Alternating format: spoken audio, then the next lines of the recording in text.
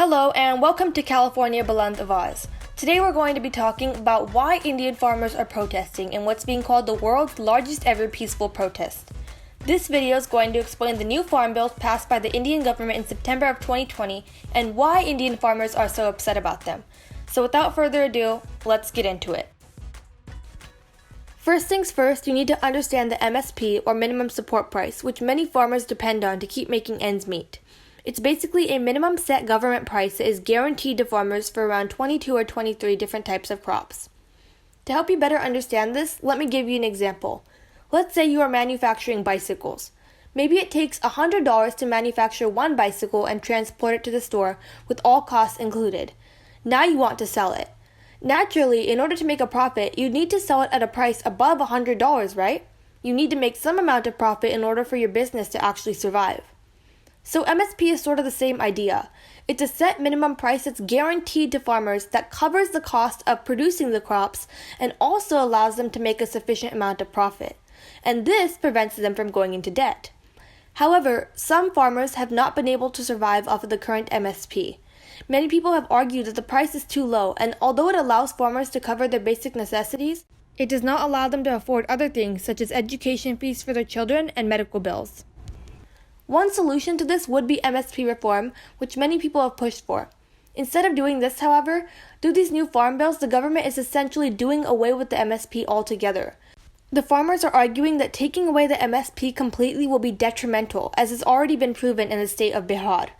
Many landowning farmers from Bihar, due to the absence of the MSP, have had to migrate to other states as farm laborers in order to survive. This brings us to the first farm law called the Farmers' Produce Trade and Commerce Promotion and Facilitation Bill 2020.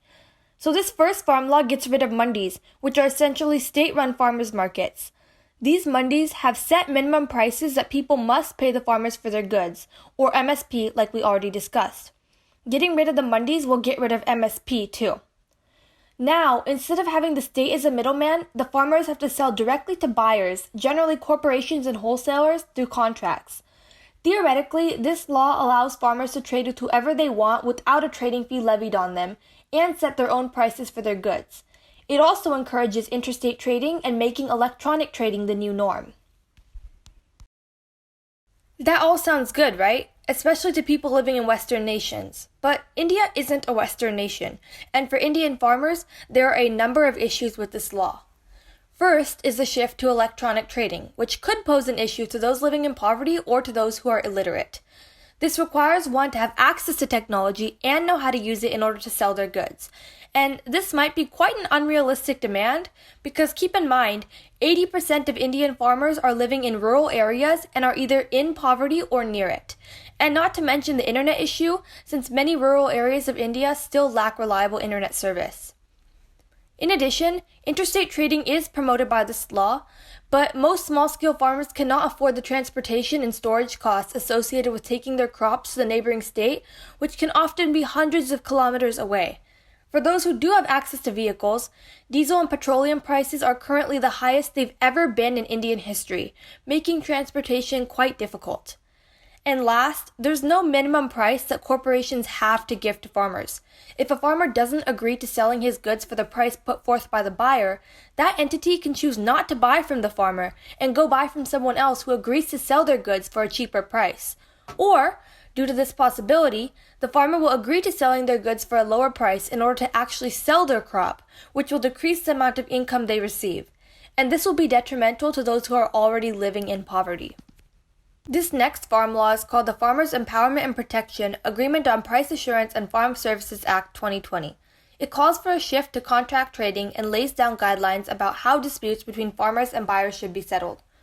One major issue in this law, which pretty much everybody has picked up on, is the fact that any disputes between farmers and the people or companies that buy their crops cannot be taken to the courts. The buyer and the farmer must settle the dispute themselves. If they are unable to reach a resolution within a specific amount of time, farmers are then allowed to go to government-appointed officials, but not courts, in order to hopefully get justice.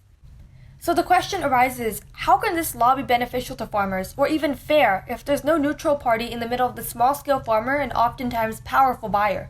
In the case of an unfair contract or not receiving payment, Farmers could, as set forth by the law, go to government-appointed officials called SDMs to complain, but bribery and corruption among SDMs could become an issue.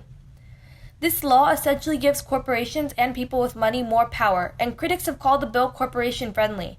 It will be especially difficult for farmers to win in the case of a dispute, and this makes it easy for farmers to be essentially cheated out of receiving payment for their goods, which would be devastating, especially for a small-scale farmer living in poverty.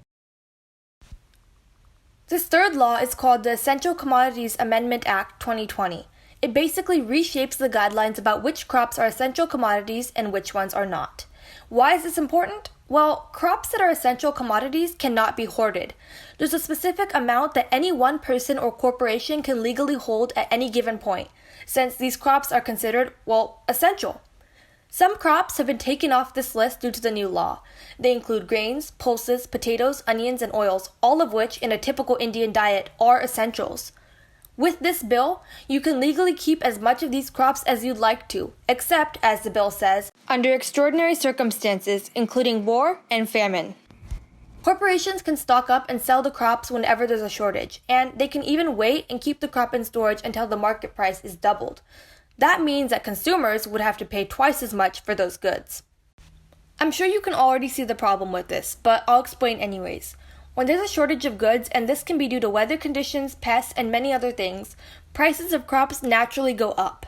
They're in demand, quantity is low, and they sell for more money. That's inflation.